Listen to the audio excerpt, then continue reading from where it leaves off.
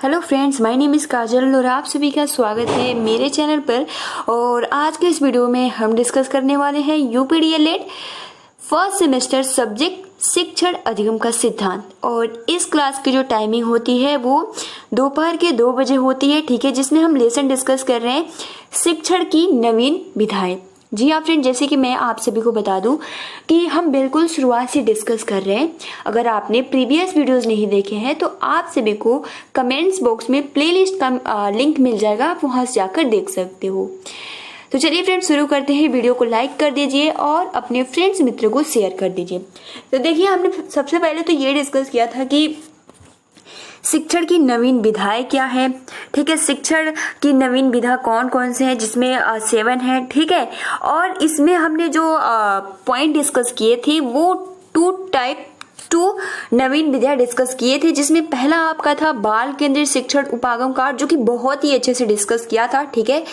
और दूसरा जो हमने डिस्कस किया था क्रिया गति आधारित शिक्षण। और आज का जो हमारा टॉपिक है वो रहेगा रुचिपूर्ण या आनंददायी शिक्षण, जो कि बहुत ही अच्छे से हम इसको डिस्कस करेंगे। तो चलिए फ्रेंड्स शुरू करते हैं। वीडियो को लाइक कर दीजिए और अपने फ्रेंड्स मित्र को शेयर कर दीजिए, ठीक है। तो चलिए हम देखते हैं रुचिपूर्ण या आनंदमयी शिक्षण क्या है, ठीक है। ये हमने बहुत ही अच्छे से डिस्कस किया था इसको। अब देखिए, यहां से स्टार्ट हो गया है रुचिपूर्ण, या इसे आप आनंदमयी शिक्षण कह सकते हो। अब नाम से ही पता चलता है रुचिपूर्ण और आनंदमयी शिक्षण कैसा। अगर सिलेबस पाठ्य वस्तु रुचिपूर्ण होगा तो आसानी से हर एक बालक पाठ्य वस्तु में या कुछ भी आप पढ़ाएंगे तो उसमें रुचि लेंगे। और जब रुचि लेंगे तो जो आपका संप्रेषण होगा, जो आप पढ़ा रहे होंगे, वो बहुत ही उन पे प्रभावी होगा। तो चलिए हम सबसे पहले तो इसके बारे में थोड़ा जान लेते हैं है क्या। तो रुचिपूर्ण शिक्षा एक ऐसा माध्यम है जिसके द्वारा बालक को प्रत्यक्ष ढंग से कुछ सिखाया नहीं जाता, वरन उसमें ऐसी रुचि एवं जिज्ञासा उत्पन्न की जाती है कि वह स्वयं सीखने के लिए प्रेरित हो जाता है। क्योंकि विद्यालय का वातावरण घर के वातावरण से अधिक रुचिकर प्रभावकारी होता है, ठीक है। मात्र किताबी ज्ञान जीवन के संघर्षों का सफलतापूर्वक सामना करने में पूर्णतः सफल नहीं हो सकता। आज के बच्चे देश के भावी नागरिक हैं, ठीक है। अतः उनमें कुछ ऐसे गुणों का विकास आवश्यक है जिससे स्वयं लाभान्वित होने के साथ साथ वे समाज तथा राष्ट्र को भी लाभ पहुंचा सके। यानी जरूरी नहीं है कि केवल और केवल आप किताबी शिक्षा देंगे। आप ऐसा करिए कि उसमें रुचि आए और वो खुद प्रेरित होकर वह ज्ञान सीखने में, आपने देखा भी होगा बहुत ज्यादा प्रेरित करना पड़ता है, ठीक है। लेकिन अगर आप ऐसा कुछ करेंगे कि जो बालक है वो खुद ही उसमें रुचि ले और वो खुद ही सीखने के लिए प्रेरित रहे, तो ये होता है रुचिपूर्ण, ठीक है, आनंदमयी शिक्षण। अब देखिए यहाँ कि रुचिपूर्ण शिक्षण का अर्थ क्या होता है, सबसे पहले हम ये जानने का प्रयास करेंगे। तो देखिए, अगर आपके एग्जाम में पूछा जाए कि रुचिपूर्ण शिक्षण का अर्थ बताइए, तो आप क्या लिखेंगे? आप लिखेंगे रुचिपूर्ण शिक्षण से आशय है कि शिक्षण की ऐसी विधा से है जो बालक की अभिरुचियों को ध्यान में रखते हुए उनके सर्वांगीण विकास हेतु विकसित की गई है, ठीक है। प्रत्येक बालक की एक ही रुचि न होकर अलग अलग रुचि होती है। एग्जाम्पल के लिए, एक बालक पढ़ने में रुचि रखता है तो दूसरा जो बालक होता है वो खेलने में, और तीसरा जो होता है वो संगीत सुनने में। इस प्रकार तीनों बच्चों को अलग अलग बातों से लगाव अर्थात क्या है, रुचि है। सामान्यतः रुचि क्या है, एक मानसिक प्रक्रिया है जिसके आधार पर कोई वस्तु अच्छी या खराब लगती है, ठीक है। तो जिसके आधार पर कोई वस्तु अच्छी या खराब लगती है, अतः शिक्षक को उनकी रुचि के अनुकूलन स्थूल पदार्थों, चित्रों, चार्टों, मॉडल आदि का प्रयोग पाठ पढ़ाते समय अवश्य करना चाहिए।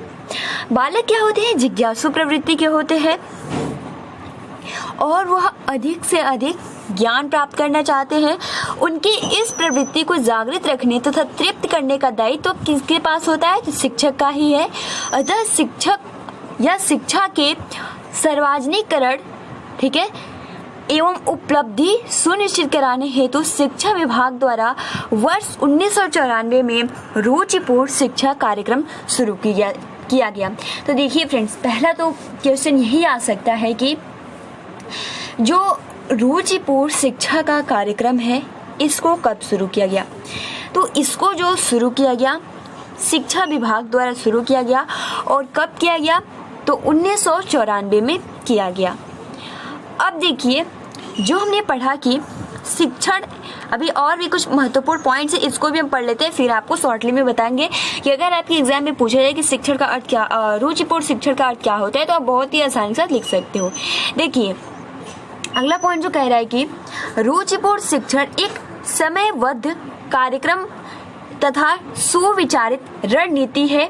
यह बालकों को शिक्षा देने हेतु आकर्षक एवं क्या होती है? बाल केंद्रित प्रणाली है, जिसमें बालक को आनंदित करने वाले क्रियाकलाप एवं विद्यालय में छात्र के प्रति शिक्षक का हेय रहित, मित्रवत तथा आत्मीय व्यवहार है।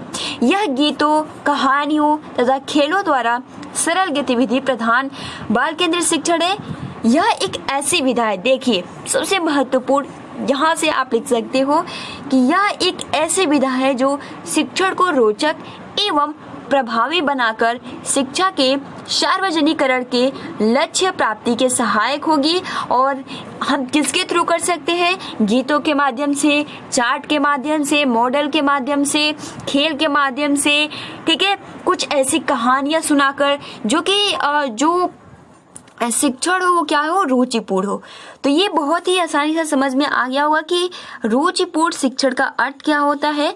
तो सिंपल अगर हम बोले तो जो रुचिपूर्ण शिक्षण है यह रोचक एवं प्रभावी बनाकर शिक्षा के सार्वजनिकरण के लक्ष्य प्राप्ति में सहायक होती है। और जो इसका माध्यम होता है, चार्ट, गीतों द्वारा, कहानियों द्वारा, खेलों द्वारा, ये सभी क्या है? इसके माध्यम है। तो ये बहुत ही आसानी से सबसे महत्वपूर्ण है। रुचिपूर्ण शिक्षा कार्यक्रम कब शुरू किया गया? तो 1994 में शुरू किया गया था। अब हम बात करते हैं कि रुचिपूर्ण शिक्षा का उद्देश्य क्या होता है। तो रुचिपूर्ण शिक्षा का लक्ष्य ज्ञान एवं व्यवहार की दूरी को समाप्त कर शिक्षा को जीवन से जोड़ना है। रुचिपूर्ण शिक्षण के प्रमुख उद्देश्य जो है वो इस प्रकार है। सबसे पहला इसमें जो पॉइंट है वो कि बालकों का नामांकन, ठहराव तथा गुणात्मक शिक्षा की संप्राप्ति, विद्यालय का बाह्य एवं आंतरिक सौंदर्यीकरण उसके एक आनंदमय केंद्र के रूप में विकसित करना, यानी जो विद्यालय है बाह्य हो या आंतरिक, उसका जो सौंदर्यीकरण हो वो बहुत ही अच्छा होना चाहिए, रुचिपूर्ण आनंदमयी होना चाहिए, ठीक है। और शिक्षण अधिगम प्रक्रिया को क्रियाकलाप आधारित बनाकर प्रत्येक बालक की सहभागिता सुनिश्चित करना चाहिए, यानी जो कुछ भी अगर आप सिखा रहे हो तो उस प्रक्रिया में आपको क्रियाकलाप यानी करके उनको हर एक बालक को अवसर प्रदान करना चाहिए। और शिक्षक को एक मित्र एवं सहयोगी के रूप में कल्पित करना चाहिए, यानी आप बहुत ही मतलब गुस्से टाइप का न होकर एक मित्र की तरह आप उनसे व्यवहार कर सकते हैं। शिक्षकों की आपसी समझ और सहयोग की भावना को प्रोत्साहित कर उनकी बौद्धिक, सृजनात्मक एवं कलात्मक दक्षताओं का समुचित उपयोग करना और समुदाय का सहयोग प्राप्त करना और निर्धारित दक्षताओं संबंधी कौशलों का विकास करके न्यूनतम अधिगम स्तर को प्राप्त कराना और जो भी उनमें हरास एवं अवरोध है उनको रोकना। और विद्यालय सबसे महत्वपूर्ण है, विद्यालय का वातावरण सरल, आकर्षक, शैक्षिक एवं सौंदर्यपूर्ण बनाना है। ये सबसे पहला पॉइंट तो आप सभी का यही रहेगा कि रुचिपूर्ण शिक्षण का उद्देश्य क्या है। तो विद्यालय का वातावरण जो होना चाहिए वो सरल होना चाहिए, आकर्षक होना चाहिए, शैक्षिक होना चाहिए और सौंदर्यपूर्ण होना चाहिए। और दूसरा पॉइंट जो आप लिखेंगे वो कि जो विद्यालय होना चाहिए बाह्य से या फिर आंतरिक से वो बहुत ही मतलब सौंदर्यीकरण जो विद्यालय है वो आनंदमयी होना चाहिए, ठीक है। और जो शिक्षक का हाव भाव या जो भी उसके पढ़ाने का तरीका हो एक मित्र की तरह होना चाहिए, ठीक है। और उनको जो भी उनके सामने अवरोध आ रही है उन कमियों को दूर करना चाहिए। तो ये क्या है, आपका रुचिपूर्ण शिक्षण का उद्देश्य है। बस आपको 3 से 4 पॉइंट लिखना है, इसमें ज़्यादा लिखने की आवश्यकता नहीं है। तो ये क्लियर हो गया। अब हम ये जानने का प्रयास करेंगे कि रुचिपूर्ण शिक्षण की विशेषताएं क्या हैं। तो देखिए, रुचिपूर्ण शिक्षा सीखने और सिखाने की कार्यशैली से बच्चों की रुचि, आनंद, रुझान आदि को ध्यान में रखते हुए खेल विधि, गीत, रोचक क्रियाओं आदि के द्वारा दक्षताओं का विकास किया जाता है। जब दक्षताओं का विकास होगा तो अध्ययन की संप्राप्ति अवश्य होगी और ऐसी स्थिति में शिक्षा की गुणवत्ता एवं न्यूनतम अधिगम स्तर की संप्राप्ति सुनिश्चित हो जाती है। रुचिपूर्ण शिक्षण की जो निम्नलिखित विशेषताएं हैं, पहला पॉइंट यही है कि बच्चों को अंतर्निहित शक्तियों का विकास करके उनका क्या करना है, सर्वांगीण विकास करना है। दूसरा पॉइंट ये कि बच्चों हेतु रुचिपूर्ण एवं आनंददायी शिक्षण पद्धति का प्रयोग कराना चाहिए और करके सीखने का रुचिपूर्ण तरीका अपनाना चाहिए और उबाऊ और अनाकर्षक वातावरण को हटाकर रोचक प्रस्तुत करना चाहिए। यानी जो जिससे बालक ऊब रहे हैं, जिससे वो आकर्षित ना होकर अनाकर्षित हो रहे हैं, उसको हटाकर और बहुत ही रोचक ढंग से, या फिर जो उबाऊ लग रहा है उनको, अब मान लीजिए कोई सिलेबस है, मैथ हो गया या साइंस हो गया या सामाजिक अध्ययन हो गया, तो अब सिलेबस थोड़ी ना हटा देंगे, ऐसा नहीं करना होता है। जो उनको सिलेबस बहुत ही टफ लगता है उसके लिए हमें क्या करना चाहिए, कुछ ऐसे ढंग से पढ़ाना चाहिए। एक ऐसा नियम, ऐसा आप चाहो तो बहुत सारे नियम होते हैं, आप चाहो तो गीत के द्वारा बहुत सारे माध्यम होते हैं, गीत के द्वारा कहानी, सबसे पहले तो सबसे छोटी से छोटी जो उनमें प्रॉब्लम आ रही है उनको बताना चाहिए और आप बहुत ही आसानी के साथ उनको जब समझाएंगे तो जो जिनसे वो ऊब रहे हैं उनको वो रुचिपूर्ण लगने लगेगी। तो इस तरीके से उबाऊ और अनाकर्षक वातावरण को हटाकर रोचक प्रस्तुत करना चाहिए और सीमित संसाधनों से परिवेश को आकर्षक बनाने का प्रयास करना चाहिए। यानी जरूरी नहीं है कि मान लो आप चार्ट ला रहे हो, ठीक है, आप मॉडल ला रहे हो या बहुत सारे ऐसे सामग्री होते हैं, तो बहुत ही सीमित, ठीक है, सीमित संसाधनों से परिवेश को आकर्षक बनाने का प्रयास किया जाए। तो ये क्या है, विशेषता है। तो बहुत ही आसानी के साथ आपको याद हो गया होगा। सबसे पहला पॉइंट कि करके सीखने का रुचिपूर्ण तरीका अपनाना चाहिए, उन्हें स्वयं सीखने का अवसर प्रदान करना चाहिए। और दूसरा पॉइंट ये, जो भी उनके सामने जो भी मतलब उबाऊ या जो भी आकर्षित करने वाली वस्तुएं नहीं है तो कुछ अलग सा माध्यम उनके सामने प्रस्तुत करना चाहिए और बच्चों को अंतर्निहित शक्तियों का विकास करके उनका सर्वांगीण विकास करना चाहिए, ठीक है। और बच्चों के लिए रुचिपूर्ण एवं आनंददायी शिक्षण पद्धति का प्रयोग करना चाहिए। तो ये क्या है आपका इस रुचिपूर्ण शिक्षण की क्या है, विशेषता है। अब देखिए, रुचिपूर्ण शिक्षण प्रशिक्षण प्रक्रिया। देखिए, रुचिपूर्ण शिक्षण प्रशिक्षण प्रक्रिया क्या है, एक सुनियोजित प्रक्रिया है, ठीक है। नियोजित मतलब क्या होता है, प्लान। तो जो बच्चों को रुचिकर एवं आनंददायी वातावरण का सृजन करके उनकी सहभागिता के द्वारा उन्हें सीखने हेतु प्रेरित करती है, वह रुचिपूर्ण कार्यक्रम के सफल क्रियान्वयन हेतु शिक्षा निदेशालय यानी बेसिक निशांतगंज लखनऊ के अधीन राज्य स्तरीय रुचिपूर्ण शिक्षा प्रकोष्ठ की स्थापना की गई है, जो विभागीय अधिकारियों, यूनिसेफ, जनपदीय स्टॉक फोर्स, राइट तथा प्राथमिक शिक्षक संघ के साथ कार्यक्रमों को संचालित करता है। यूनिसेफ द्वारा प्रदत्त वित्तीय व्यवस्था वे प्रकोष्ठ के माध्यम से की जाती है और जनपद स्तर पर जिला एवं प्रशिक्षण संस्थान, जिला बेसिक शिक्षा अधिकारी, सहायक बेसिक शिक्षा अधिकारी तथा जिला प्राथमिक शिक्षा संघ इस कार्यक्रम का संचालन करते हैं। विद्यालय स्तर पर ग्राम प्रधान, ग्राम शिक्षा समिति, अभिभावक एवं जनप्रतिनिधि सहभागिता एवं सहयोग लिया जाता है। ठीक है।